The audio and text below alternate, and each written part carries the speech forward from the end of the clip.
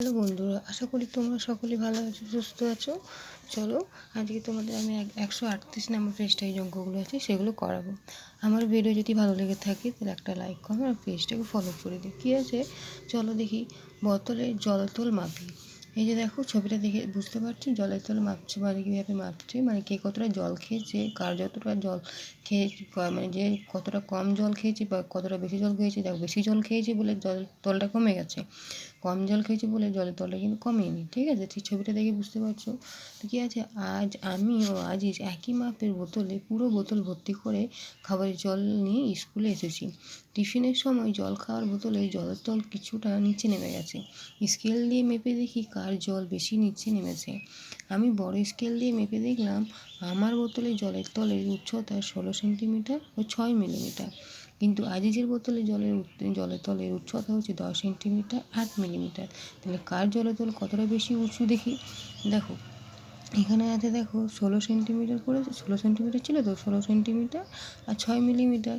তারপর কত ছিল, 10 সেন্টিমিটার 8 মিলিমিটার। এবার একটা কথা দেখো, উপরে 6 আছে নিচে 8 আছে। আমরা জানি উপরে বড় থাকলে আর নিচে ছোটো থাকলে বিয়োগ হবে না। ঠিক আছে, তাহলে আমরা কী করবো, 10 ধরে করব।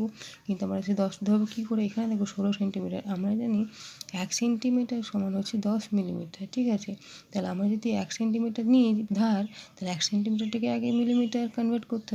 তার মানে আমরা 10 নিয়ে ধরলাম, তাহলে আমরা 10 ধরলাম, তাহলে 10-এর সঙ্গে যদি 16 যোগ করি তাহলে হবে 16।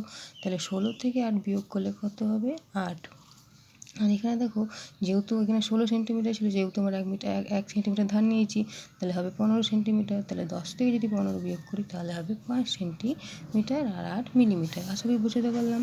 এবার দেখো কী বলছে, তাই আমার বোতলের জলের তলের উচ্চতা আজিজের বোতলের জলের তলের উচ্চতার চেয়ে কী আছে, বেশি হবে। আর কী আছে, তাহলে আমি আজিজের চেয়ে কম জল খেয়েছি। আশা করি বুঝতে পারলাম, এটা কম হবে।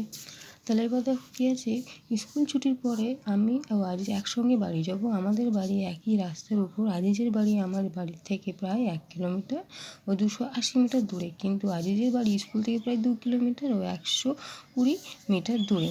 এবার দেখো তাহলে আমার বাড়ি থেকে মানে আমার বাড়ি স্কুল থেকে কত দূরে হিসাব করি। এখানে দেখো আজিজের বাড়ি 2 কিলোমিটার আর আমার বাড়ি কত ছিল, 1 কিলোমিটার। ঠিক আছে, এবার দেখো আবার দেখো উপরে ছোট আছে নিচে বড় আছে, তাহলে আমরা কী করবো, আমরা জানি 1 কিলোমিটার সমান হচ্ছে 1000 মিটার, বা 1000 মিটার সমান হচ্ছে 1 কিলোমিটার।